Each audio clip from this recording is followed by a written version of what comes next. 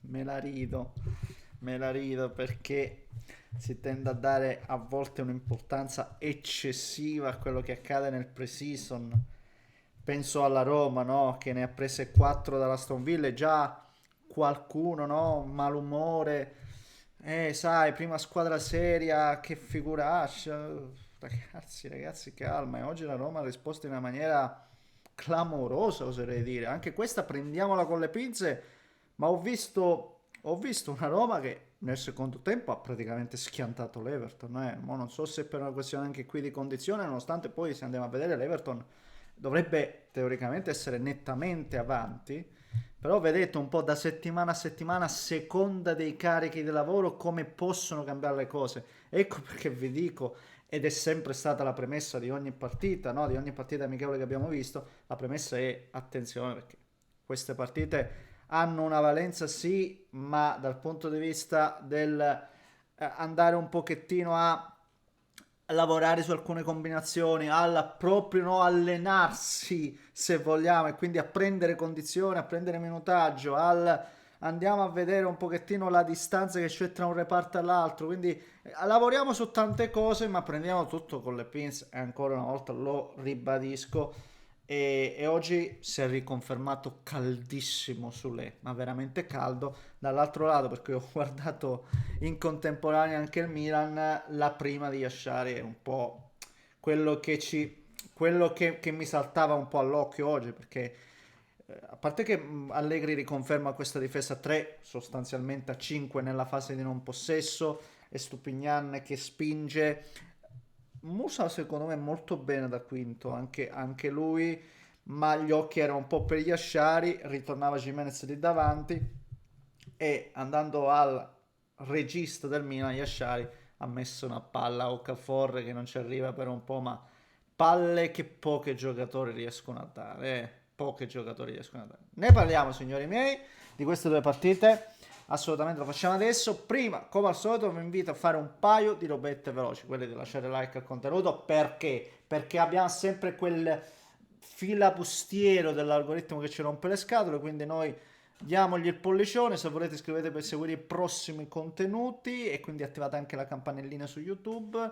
Grazie per l'estremo supporto e come dico sempre a proposito di prossimi contenuti, domani credo di non poter portare dell'amichevole, come già vi ho detto, lo ribadisco, lo dirò anche dopo magari nel video post Napoli-Girona.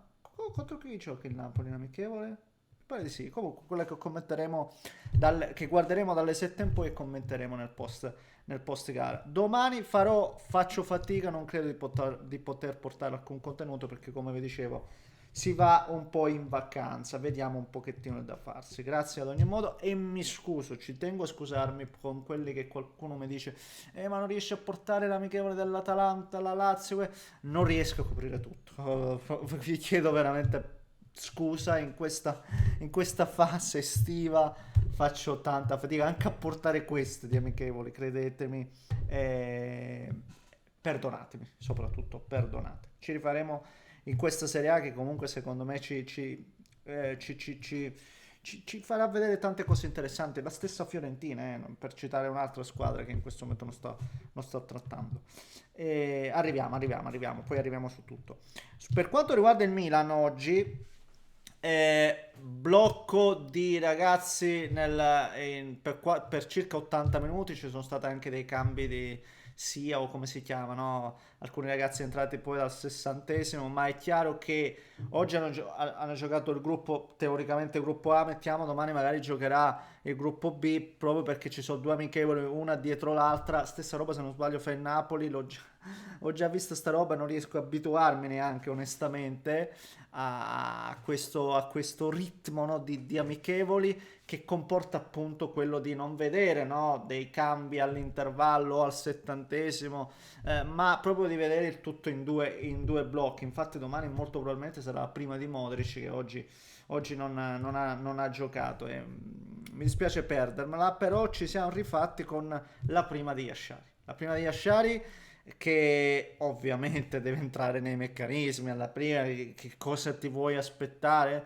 però lo vediamo, è un playmaker, è bravo anche nella fase di non possesso, ma con la palla è capace sempre di aprire il gioco, ma soprattutto di alcune volte di servire dei palloni che non tutti sono capaci di dare, soprattutto lui è il sinistro, è il mancino che al Milan a centrocampo e ribadisco quella palla che ha servito a Okafor raramente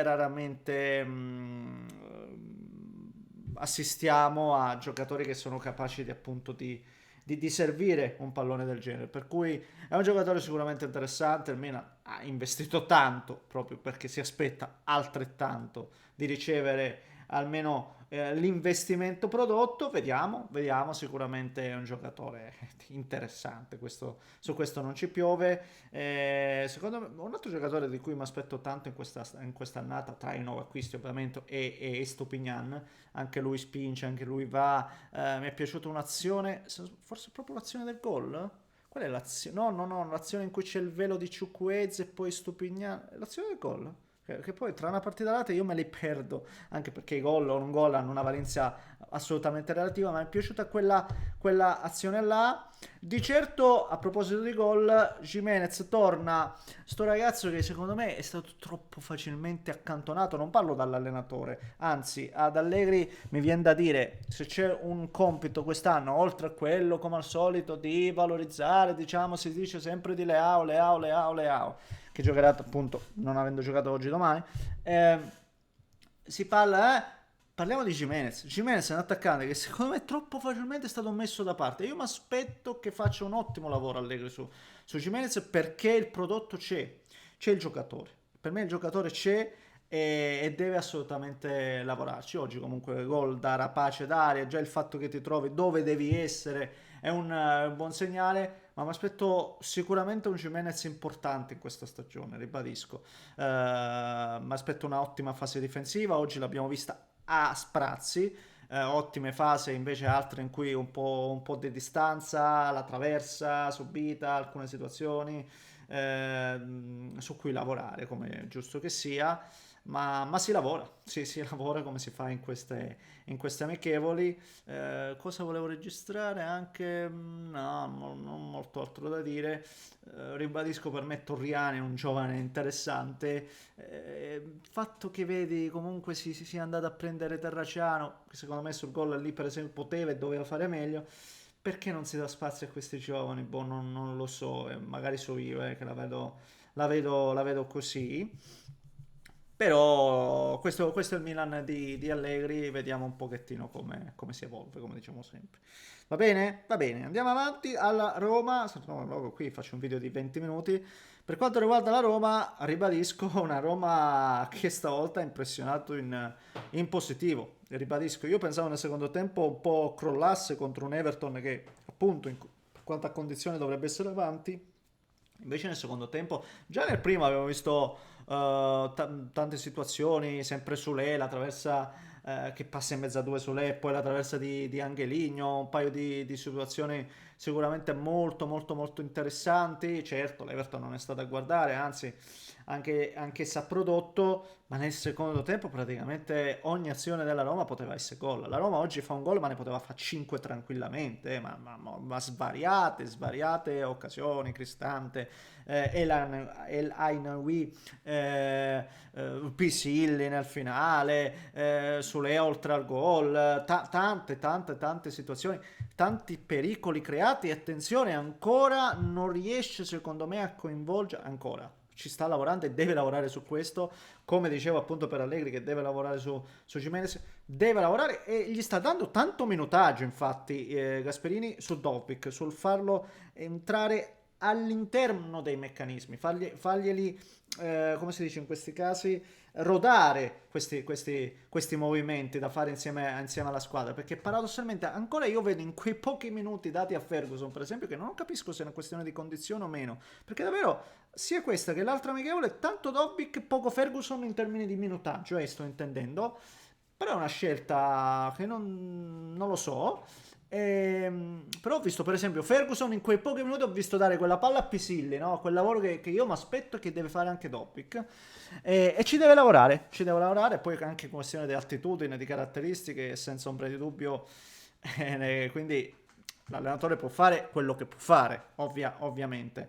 E, e su Solé io già sto vedendo robe veramente interessanti, perché Solé adesso sembra avere veramente quella libertà totale di svariare, di fare quel che gli pare e sta pagando, perché al di là del gol, ma per me era uno dei pochi, se non l'unico che si salvava con l'Aston Villa, forse proprio perché per il fisico che ha magari va in condizione più facilmente, ma lo vedo proprio libero anche tatticamente parlando, cioè e, e in questo Gasperini è top, perché riesce a dare veramente una libertà di espressione a quei giocatori che gli serve per poi esprimersi al meglio, e lo vedo caldissimo.